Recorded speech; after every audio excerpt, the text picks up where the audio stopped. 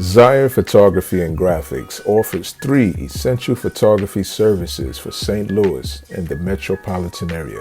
Wall art portrait sessions with custom framing, commercial portrait photography for professionals and artists, and event photography for corporate events, galas, live performances, celebrations, and formal events. Book your photo session and your upcoming events today at ZirePhotography.com. That is www.zirephotography.com.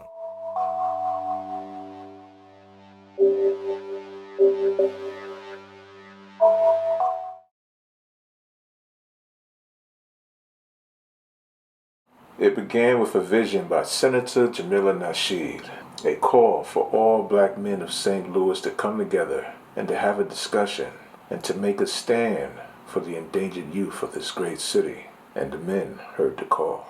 We're here at Harris-Stowe State University for the Urban League Save Our Son first annual men's conference, where black men have come together to find common cause, to find common ground, and to look at how we can begin to address the issues in our neighborhoods. I'm here today because my friend and someone I respect deeply, Senator Jamila Nasheed, put out a call to action. And I had to respond because I like what she's done with her life story, and I wanted to be a part of today. And for me, it was very, very healing. And I think that today and events like today have to become more normalized, not just in St. Louis, but in communities like St. Louis all over the country, because of one important thing I think that happened. It was therapeutic. Well, we're here at Harris-Stowe College, a call to action that State Senator Jamila Nasheed called all the black men out to participate, to go back and take their neighborhoods back, take the block, and I believe we take a family back, then take the block, and then take the community, and then take the city. I believe that there's a criminal mindset running loose in St. Louis, and so we want to contain that and speak to that.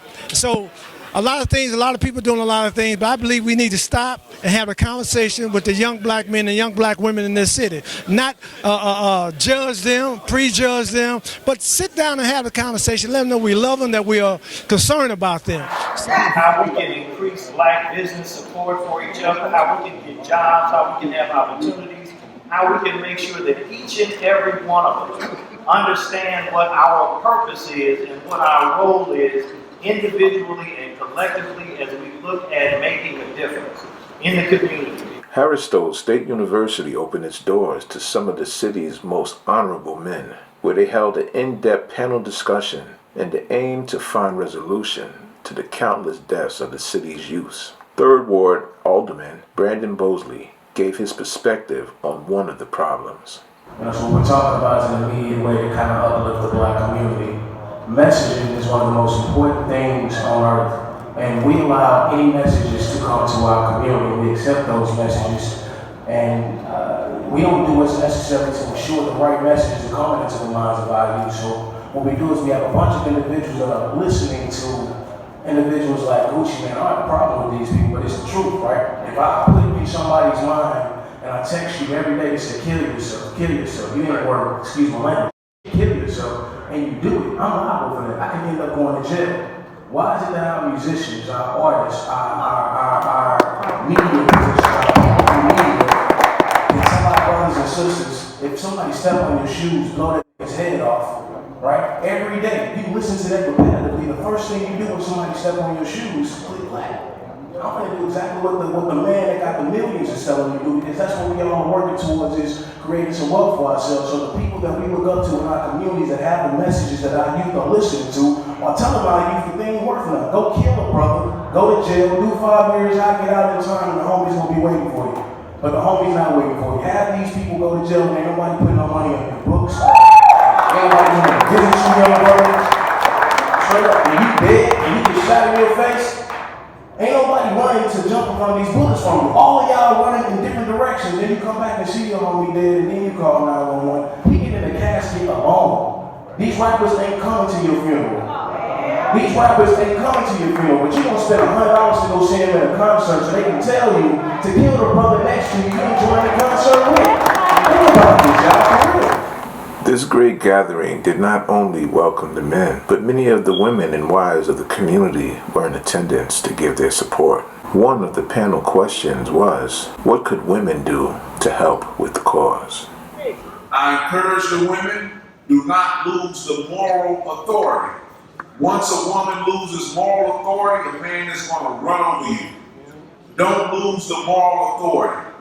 And I say it time and time again, I'm so happy that we having this conversation because this is where it starts. With a man and a woman making a commitment to each other and then raising a child, raising a family together. That's the number one problem in the African American community. How do we get back to being family? I believe that men move mountains, but women move men. There's a joke. One day, President Obama and Michelle Obama were riding down the highway, and the limousine driver said, I got to pull over and get some gas. So they pulled over, gas attendant came out, pumping the gas, and Barack looked at him and said, Michelle, that's the guy that you dated in high school. And like most brothers do, just think, if you married him, you'd be the wife of a gas station attendant. Michelle Obama said, Barack, you got it wrong. If I'd married him, he'd be president.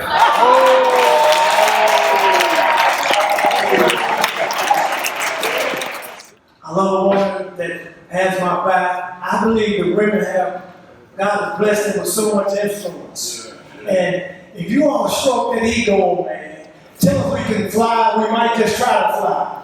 Encourage us, get behind us. The youth in attendance received a special interactive presentation by keynote speaker Karan Bolden. He shared some of his inspirational tips on setting goals, avoiding peer pressure, and overcoming life obstacles.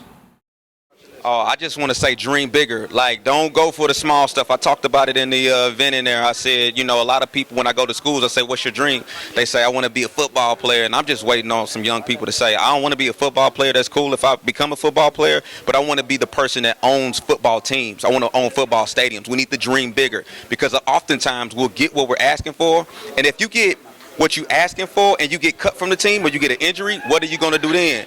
If you own the football team, you could then begin to own and give jobs to other football players. And I just feel like we need to go big. We need to go billionaire. We need to go billionaire, not millionaire. We need to get off the million. We need to go billionaire big. I want to be an artist, either a clothing designer.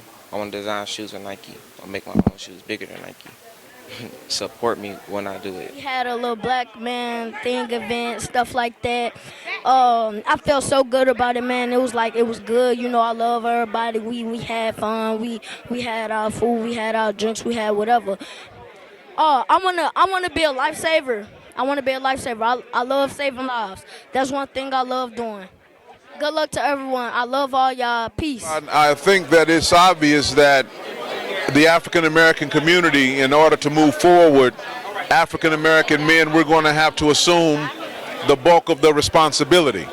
That when you look at the conditions, not just in St. Louis, but in every major city in America, you know, the African American community and the African American family is severely fractured.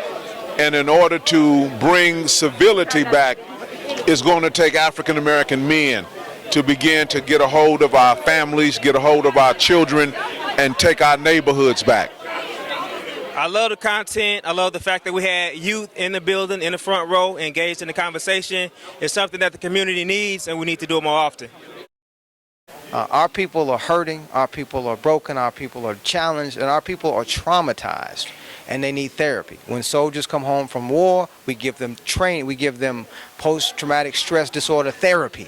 Well, our people don't get to leave some of the violent neighborhoods that plagues them, and we live with trauma. So these kind of times where we can come together as a collective group and talk about what's going on and lean on each other and pledge to support each other, to me, that kind of therapy is invaluable, and I'll come every time, and I'll come anytime people want to have real call to actions. I'm going to show up.